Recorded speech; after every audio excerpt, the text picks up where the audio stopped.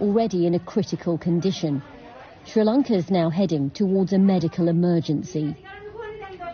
Doctors are running out of life-saving drugs. The future of this island nation becoming ever more fragile. At the largest children's hospital in the country, we meet Dr. Senapathy, who manages resources. These are difficult times. These surgeries, we need very specific things.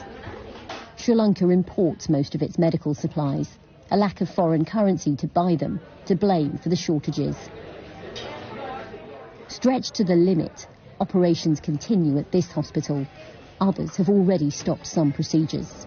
We don't know what would happen if the dollars don't bring these things to the country. We might end up in a very difficult situation. This is a very stressful period. Health officials at this hospital agreed to speak to us, but I've spoken to many doctors across Sri Lanka who say that the government says they're not allowed to speak out in an individual capacity. But they tell me that they are worried that their hospitals are running low or running out of essential medicines, and that if something isn't done soon, Sri Lanka will face a medical catastrophe. With few doctors willing to speak publicly about the shortages, some have taken part in silent protests, while hundreds of medical students stormed the health ministry,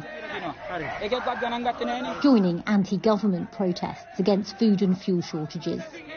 This is a crisis of scarcity with no clear end in sight.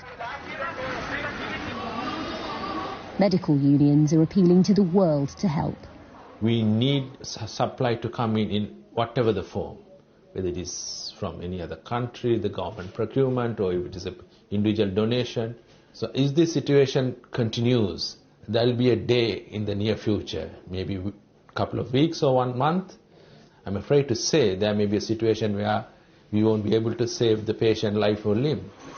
Sri Lanka's health ministry told the BBC it's working to overcome the shortages and is getting help from nearby India and other donors. But this is a public health system in distress. No one knows how or when Sri Lanka will recover. Rajini, Vaidyanathan, BBC News, Colombo.